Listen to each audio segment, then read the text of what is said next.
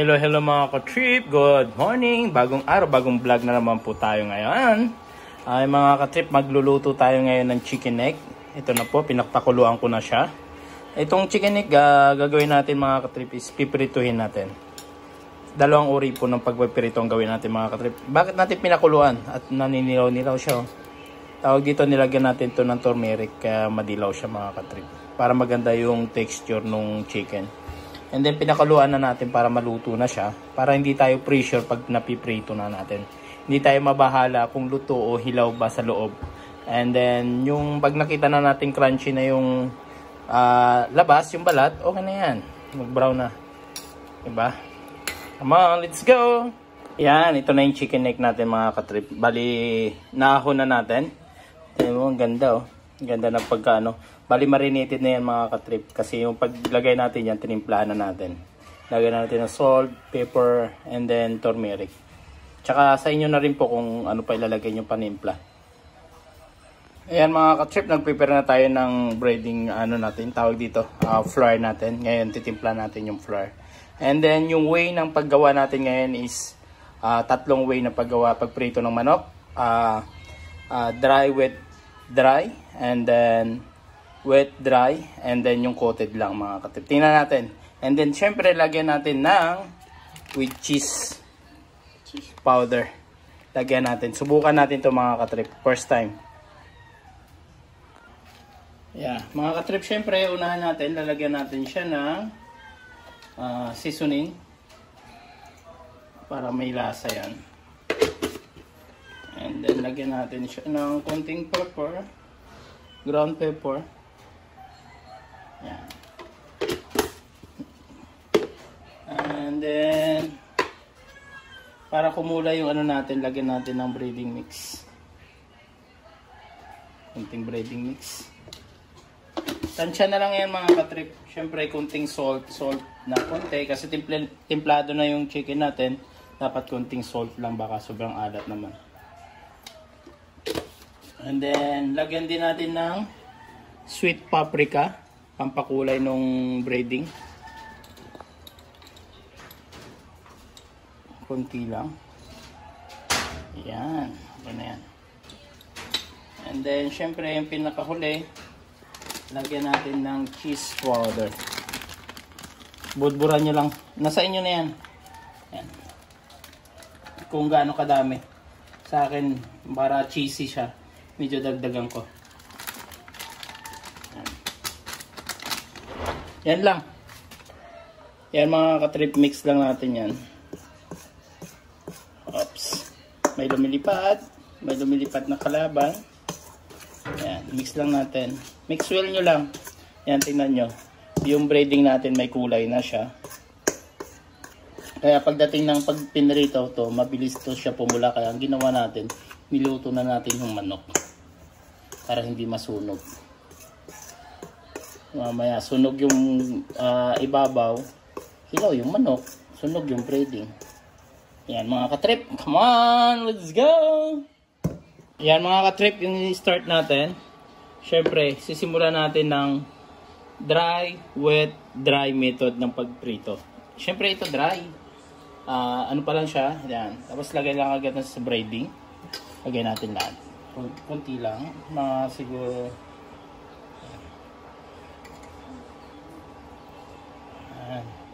Mas maganda kasi dito, talagang lalamasin mo siya ng harina. Coated mo lahat. Ayan. Tapos yung iba mamaya, iba naman ang luto. Ayan, okay na to. Kaya mga katrip, dapat, syempre, makakamay na natin yan. Dapat malinis yung kamay nyo. Malinis naman yung kamay natin kasi pambahay na naman to mga katrip. Panluto lang to. Ito yung dry. Pag okay na siya, makikita nyo naman coated na yung pag coated na siya, tsaka nyo siya gamitan nyo ng tong. Yan. Tapos sausaw nyo sa tubig. Yan. Wet.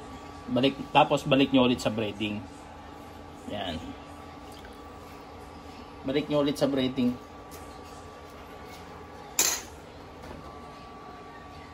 Yan, ito. Sausaw natin. Yan, sausaw natin mga katrip. Tapos balik natin ulit dito sa braiding. Mamaya sabay-sabay na natin yan. Sausaw muna natin lahat sabay-sabay. Yan.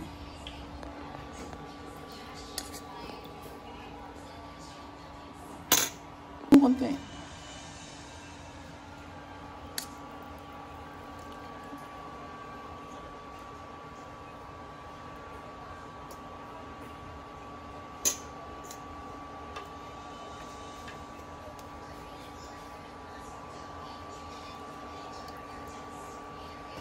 Ayan mga katrip, nasawsaw na natin lahat. Ngayon, syempre, mas maganda. Ayan natin dyan. Ito na. Lamasin mo siya ulit. Ayan. Pag ginato kasi ginawa mo, ang mangyayari nito is napaka-flaky niya. Ayan. Ayan, tingnan nyo naman. Yung braiding. Tingnan natin mamaya. Pagkaluto, papakita natin sa inyo. Kailangan lang talaga siya ng kunting matagal-tagal din siya na paghahalo, pag-braid dito. Hindi yung pagkalaga, nakita nyo lang yung harina, okay na. Hindi. Yan. Tingnan nyo. Yan mga katrip, tingnan nyo. Tingnan nyo, lumalabas na yung braiding. Yan. Kaya pag may flakes na yan. Tingnan. Tingnan yung mga katrip po, ang ganda ng kulay nung braiding. Dahil dun sa cheese powder tsaka yung sa sweet paprika natin. Yan mga katrip, pag na-drop nyo na siya, huwag nyo kagad haluin. Bakit? Kasi pag ginalo nyo kagad yan, malalagag yung mga braidings na yan. Dapat hintayin nyo muna siya mga 1 minute. Yan. Ngayon pwede na natin yan, balik ta rin. Para hindi naman masunog. Kahit sa deep fry, ganun din ang gagawin nyo ha. Huwag nyo kagad hahaluin ang manok. Kahit basta pag nagpiprito kayo, once na nag-ano kayo ng braiding. Kasi masisira yung braiding na nilagay nyo. Tingnan nyo naman yung braiding natin mga katrip. Ang ganda ng kulay, texture. Ayan para tayong kakain sa Jollibee. Yan. Napaka-flaky. Tingnan natin mamaya yung crispiness niya.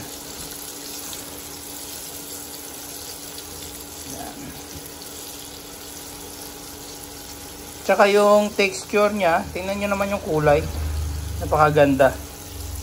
Ayan Ayan mga katrip, natapos na natin yung dry wet dry method na chicken. Ayan naman. Napaka-crunchy. Ayan. Mamaya. Tapos susunod natin mga katrip yung wet method. Gumawa tayo ng butter.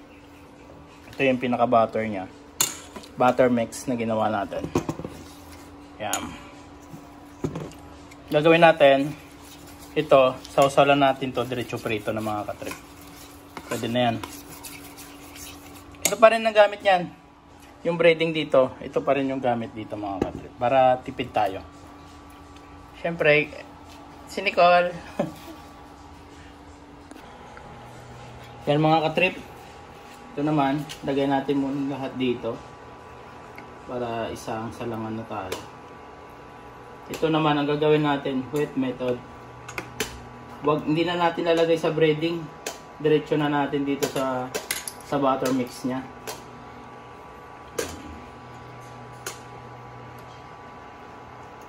Yan. Tama. Yan. Mix lang natin yan mga katrip. Gawin natin, dapat coated siya. Kung nakikita nyo. Pag ganito naman kasing procedure, napaka-messy nito. Ayan. Kung kakamayin mo. Kasi didikit-dikit sa kamay mo yan. Ayan, ganyan lang. Dapat coated talaga siya. Kasi pag hindi yan, dapat dumikit. Wala tayong makukuha ang braiding, hindi magiging crunchy.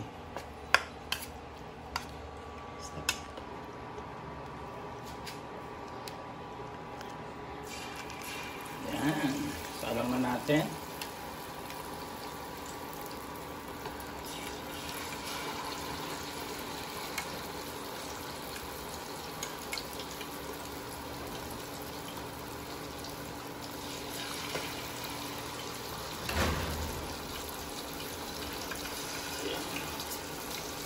Para kung yung nakikita nyo yung nagtitinda ng tok neneng, mga itlog, ganito lang yung butter.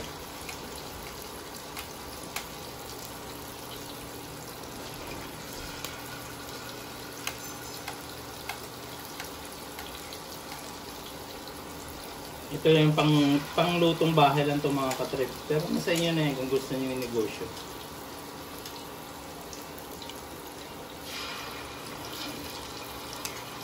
Bali, cooking tayo ngayon.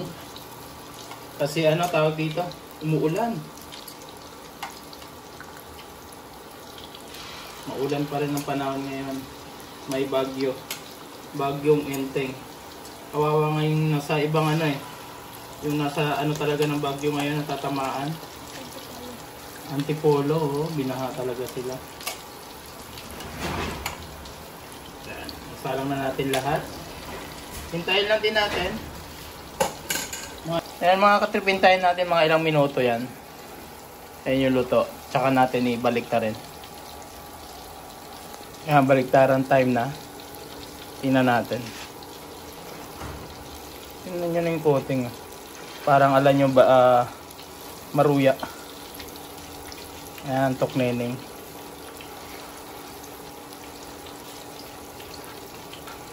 Ganyan naman siya.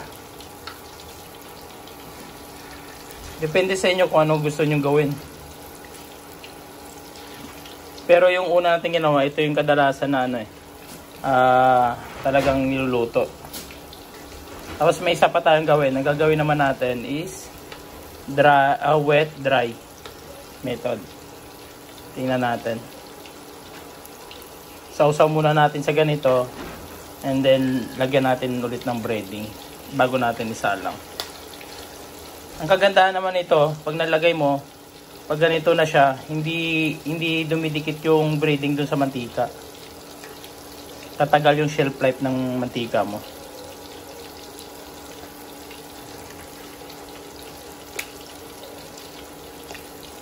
Chicken neck lang yan. Yan mga katrip, malapit na maluto. Pag ganitong way naman ang ginawa natin, ginawa nyo, is yung chicken nyo, yung neck nyo, lalaki siya, lulubo. Dahil nga dun sa butter mix na nilagay natin. Mga katrip, ito luto na siya. Yan. Mag-yo crunchy din. Dahil dyan tapos na siya mga trip. Ngayon, yung gagawin natin, yung huli na lang is dry method. Itong natira na to. Bali, didiretso lang natin sa braiding and then diretso salang na yan. Kunin na natin.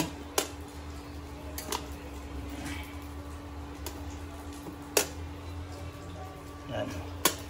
Kasya pa naman yung braiding natin eh. Kasi wala na siyang isang braiding na lang to. Ang tawag dito is single braiding. Dry method kung tinatawag nila sa larangan ng pagluto fried chicken.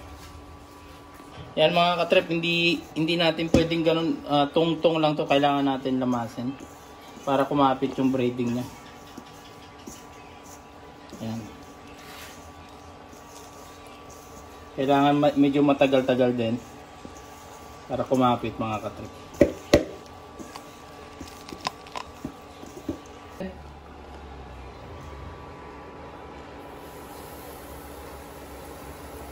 Susunod na yung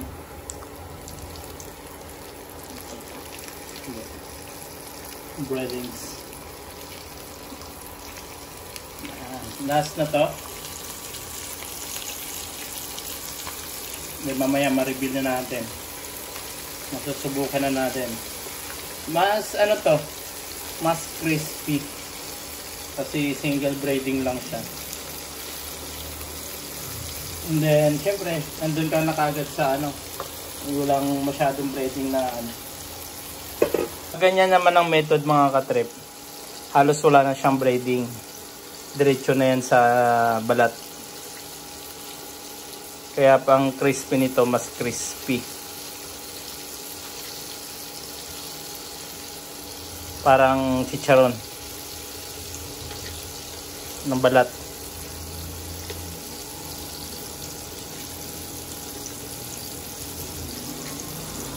Yan.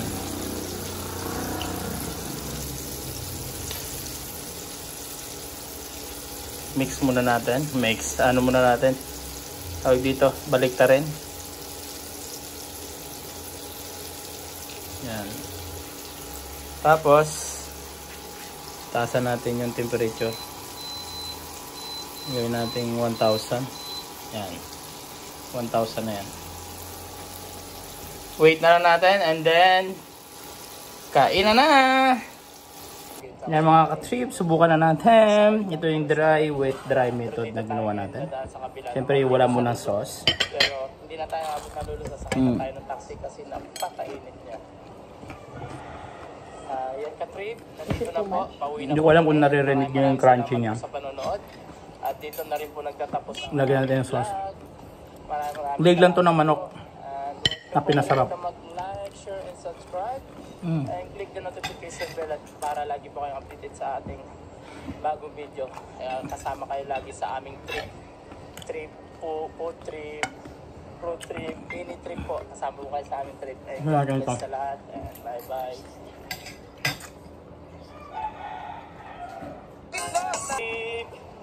Good afternoon, bagong araw, bagong vlog naman po tayo ngayon. And actually papasok na kami. Back to work na ulit. Pasok na ulit.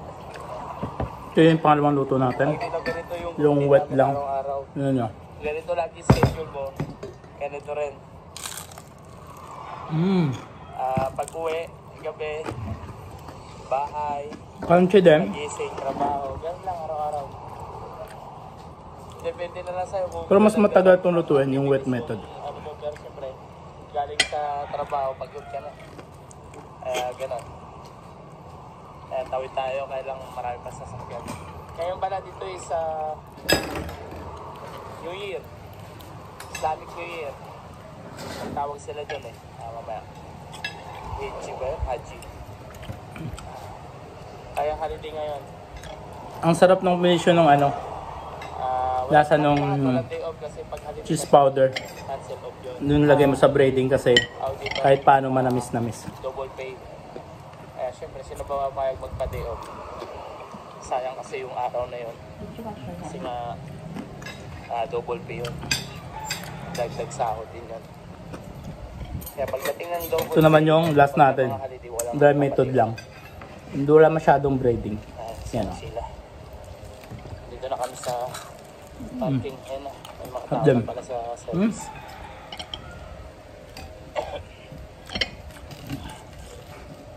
Ano, malamig? Puno pa rin, no? Ipasok na po. Yan mga ka-trip, lutuin nyo na to. Yung ano, chicken egg with cheese powder. Subukan nyo. At dito na rin po nagtatapos sa aking vlog. Thank you so much. God bless po sa lahat. Bye bye.